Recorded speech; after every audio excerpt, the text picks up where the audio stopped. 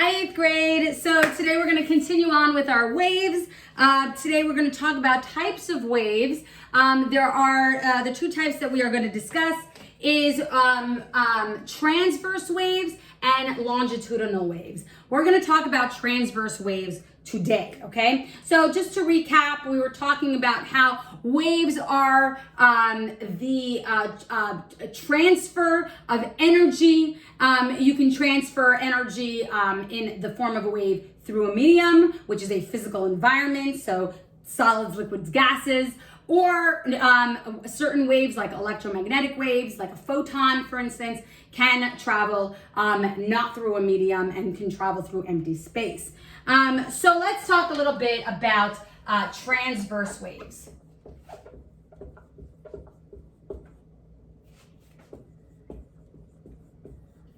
Okay, so when we're talking about waves itself and the types of waves, transverse waves versus longitudinal waves, we're talking specifically about the direction of the wave, right? The direction of how that energy is going to act upon the environment around it, okay? And so transverse, so again, when we're talking about direction, it might be a little bit hard for you to conceptualize, so follow through as I'm discussing it with you, okay? So the transverse wave is the particles of the medium. Okay, so the medium, which means the physical environment in which the energy is flowing through. Okay, so the particles of the medium move perpendicularly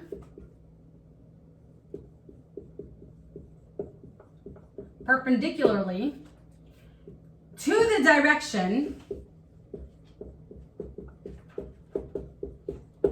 of the traveling wave.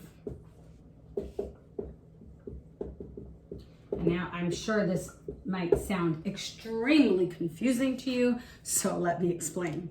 So when we talk about perpendicular, okay, and I'm sure you've learned about this in math when you're talking about graphs, right? Perpendicular is when you have, let's say, a straight line, okay? It's a 90-degree angle, okay? So this line would be perpendicular to this line. So I have a horizontal line and I have a vertical line. They're actually both perpendicular to each other, right? So if I have this horizontal line, this vertical line is straight down the horizontal line. That line is meeting it at a 90-degree angle. And when I talk about a 90-degree angle, hopefully you guys are familiar with this, so I don't have to teach you math, but that's going to be the angle over here, right? The two angles over here where the two lines meet, that's going to be 90 degrees. If I have a straight line and I have a line that goes in this direction, right? This angle, this degree is going to be different than this degree, right? Because this line is more diagonal, this line is straight up.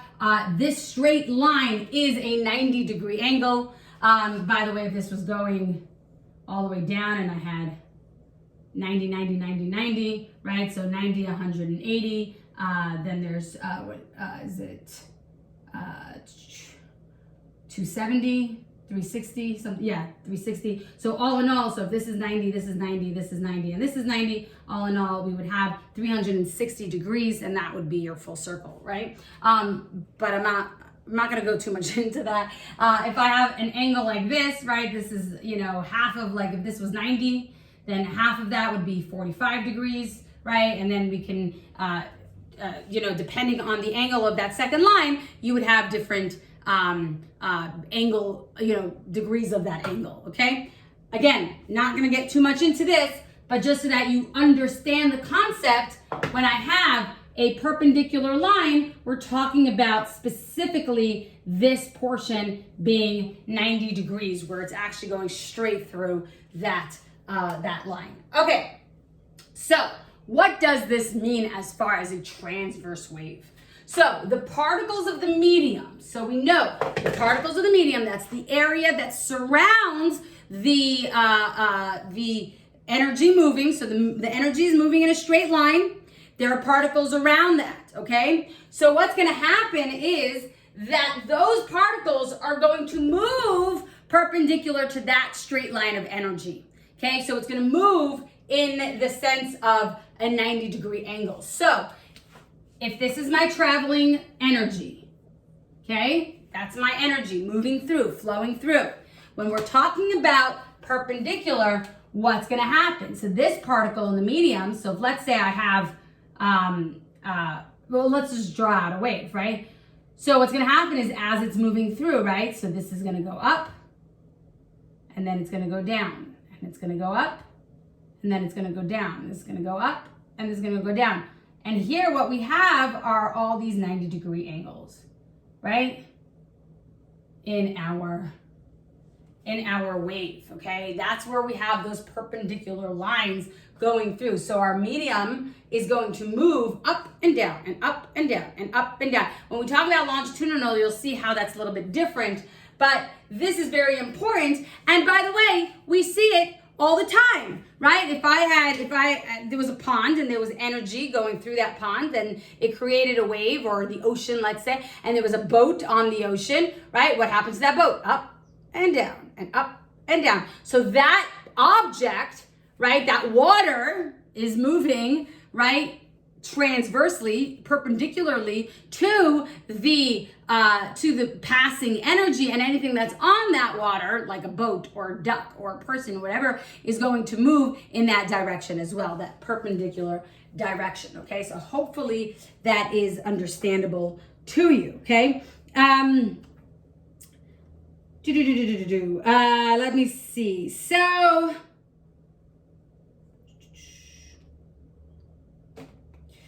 yeah, just to kind of recap, and energy moving perpendicular to the direction of motion, right? So again, it has everything to do with direction, and it is specifically perpendicular.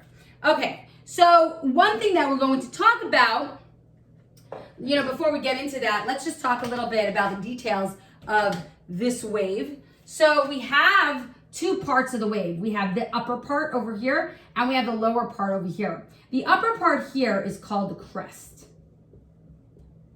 okay? And the lower part is called the trough. Just want to make sure I have it spelled correctly, because it is spelled a little bit differently than what it sounds. T-R-O-U-G-H-S. Yeah, so there's the crest and there's the trough, okay? So the highest point of the wave is called the crest. That's going to be your highest point.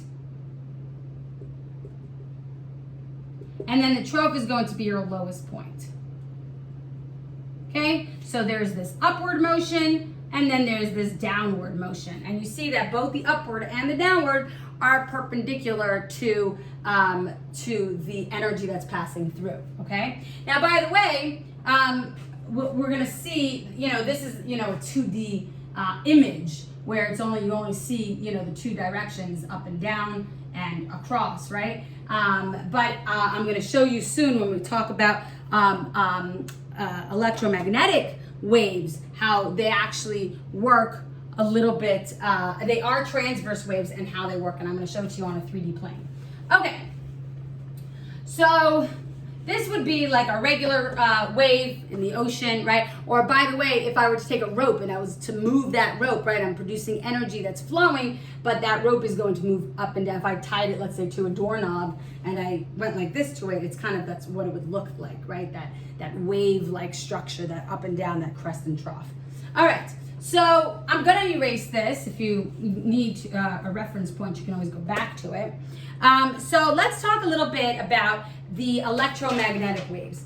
Electromagnetic waves are transverse waves.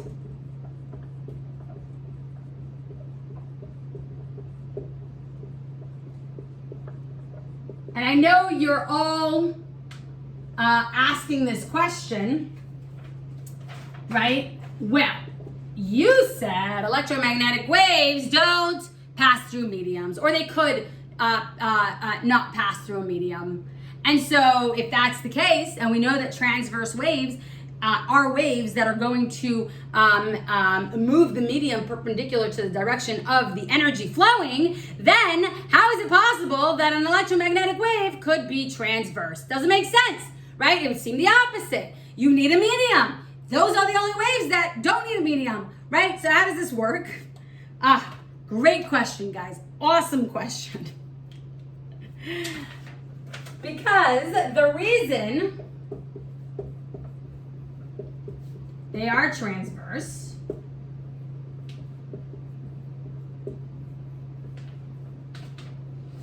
is because the vibrations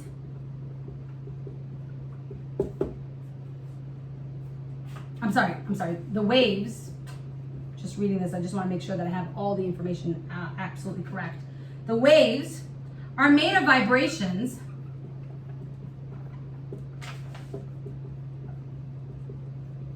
(90 degrees). Now remember we said this 90 degrees is the perpendicular of the direction of motion.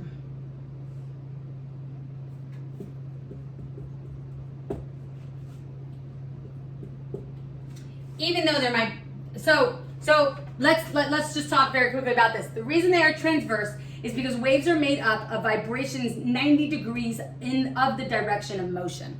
What exactly does that mean? Okay, let's talk about an electromagnetic spectrum. When we talk about an electromagnetic wave, I'm already at 11 minutes. Okay, well, you know what? Let's do this really, really quickly. There's actually 3 parts to the wave, okay? We have the electro. Well, let's first talk about the electro part, okay? I'm gonna label that as E. I'm going to make a line going downward only so that this kind of starts to appear as a 3D graph, okay? This is gonna be our energy.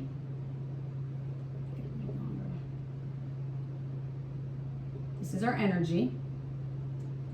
And then there's another part, because we have an electromagnetic.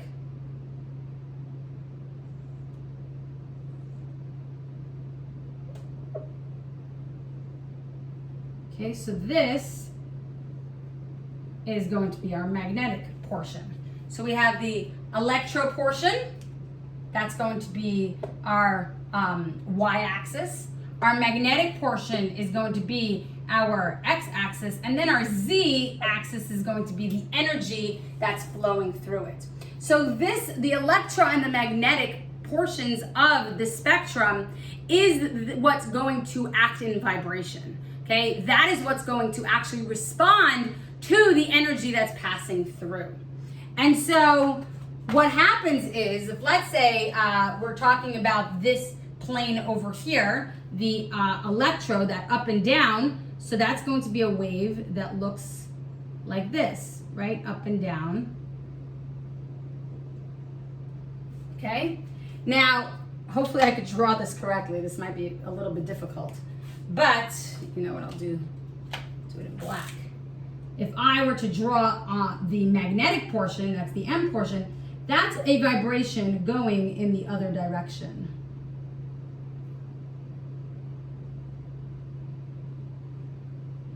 So if I had this 3D plane, I'm going to try to actually color it in a little bit so you see.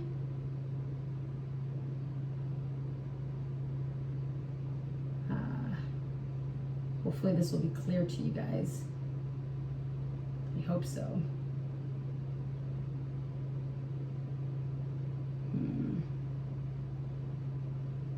Okay.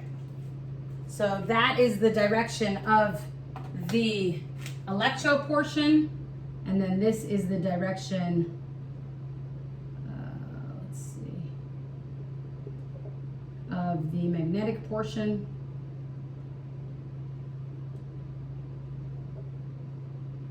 Oh, I drew this wrong.